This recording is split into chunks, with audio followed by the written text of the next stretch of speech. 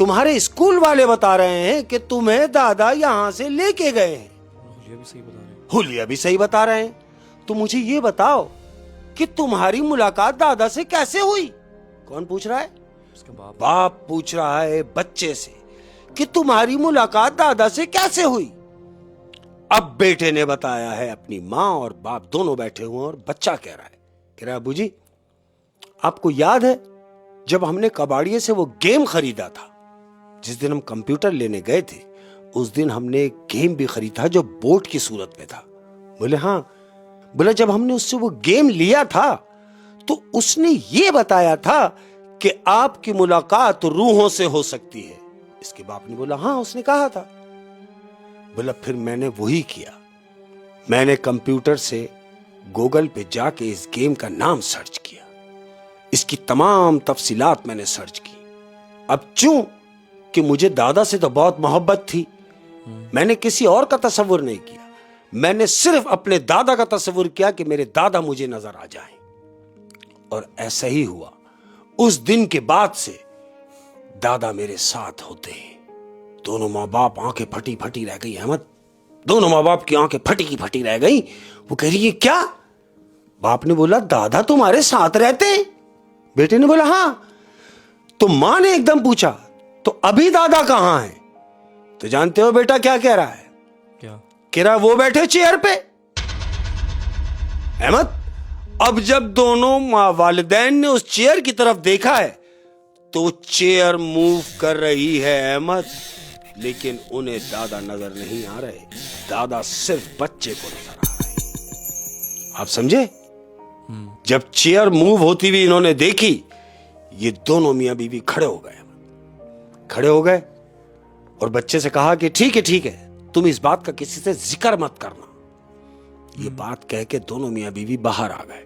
اب میاں بیوی آپس میں کیا باتیں کر رہے ہیں؟ وہ کہہ رہے ہیں کہ یقیناً بچے نے جو گیم کیا ہے دادا سے ملاقات کے لیے، کہیں ایسا نہ ہو کہ یہ ہمارے لیے مصیبت ثابت ہو. تو بیوی نے کہا کہ کیا کرنا چاہیے؟ تو بولا پھر ایک کام کیجئے، کسی پڑھنے والے کو لے کر آئیے. اب وہ جس مذہب سے تھے وہ اپنے مذہب کے ایک پیشوا کو لے کر آئے جو پڑھائی کرنے والا تھا. یہ اس کے پاس گئے، اس کو جا کے تمام معاملات اس کو بتائے کہ بھئی ایسا ایسا ایسا. اس نے بولا ایک کام کیجئے، آپ مجھے اپنے گھر لے چلیے. انہوں نے بولا ہاں ٹھیک ہے چلیے. یہ اس کو اپنے گھر لے آیا احمد.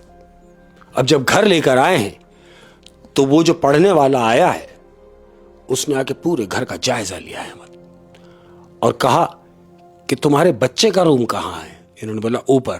بولا مجھے لے کے چلو. باپ اور وہ پڑھنے والا وہ دونوں بچے کے کمرے میں گئے احمد. وہ پڑھنے والے نے کمرے کا دروازہ کھولا اور جیسے ہی کمرے میں داخل ہوا ہے تو جانتے ہو کیا پوچھ رہا ہے؟ جو بچے کا باپ اس کے ساتھ میں ہے وہ اندر گھستے ہی اس سے پوچھ رہا ہے کہ سب سے پہلے مجھے یہ بتائیے کہ یہ جو بوڑھا شخص بیٹھا ہوا ہے یہ کون ہے؟ آدمی نے بولا کون؟ بولے یہ جو بیٹھا ہوا ہے. اب چوں کہ اس کے باپ کو نظر نہیں آ رہا، وہ جو پڑھنے والا آیا ہے اس کو نظر آ رہا ہے کہ یہ کوئی بیٹھا ہوا ہے. لیکن اس کے باپ نے جب یہ سنا کہ یہ کون بیٹھا ہوا ہے تو وہ ڈر کے مارے کمرے سے باہر بھاگ گیا، باہر نکل گیا. پڑھنے والا بھی باہر نکل گیا. اس کے باپ سے پوچھ رہا کیا ہوا؟ ارے بھائی کیوں کمرے سے باہر آ گئے؟ اس نے بولا کمرے سے باہر آنا تو میرا بنتا ہے. بولے وجہ؟ بولے وجہ یہ ہے کہ آپ کہہ رہے ہیں کہ یہ بوڑھا شخص کون بیٹھا ہے اور آپ کی اطلاع کے لیے عرض ہے کہ وہ آپ کو ہی دکھ رہا ہے. اس کمرے میں میرے اور تمہارے علاوہ اور کوئی بھی نہیں تھا. جو پڑھنے والا آیا ہے اس نے کہا کیا کوئی بھی نہیں تھا؟ بولے ہاں کوئی بھی نہیں تھا. اس نے بولا آؤ میرے ساتھ. اب جب یہ دوبارہ کمرے میں گئے ہیں احمد، پڑھنے والے نے دیکھا جس کرسی پہ اس نے اس آدمی کو دیکھا ہے جو ابھی بیٹھا ہوا تھا وہاں کوئی بھی نہیں. تو یہ پڑھنے والا جو تھا یہ پہچان نہیں پایا کہ وہ انسان نہیں ہے؟ میں وہیں آ رہا ہوں. ہاں. اب یہ جو پڑھنے والا آیا وہ اس کے باپ سے کیا کہہ رہا ہے؟ کیا کہہ رہا ہے میری زندگی میں، میری پوری زندگی میں یہ پہلا واحد کیس ایسا آیا ہے جس نے مجھے چکما دیا. یعنی پڑھنے والے کو بھی چکما دے دیا. یہ کوئی عام چیز نہیں ہے, یہ بہت خطرناک چیز ہے. یعنی اس پڑھنے والے کو بھی اس نے انسان شو کرا دیا. بالکل انسان شو کرا دیا. وہ کہہ رہا ہے کہ یہ پہلا شخص جو بھی بیٹھا ہے اس نے مجھے چکما دیا, جبکہ میرا کام ہے, لیکن اس نے مجھے بھی گھما دیا, تو اس کا مطلب یہ کوئی بڑی چیز ہے. تو اس کے باپ سے کہہ رہا ہے کہ سنو, یہ جو بھی ہے یہ تمہارے باپ کے روپ میں ہے, لیکن یہ تمہارا باپ نہیں ہے.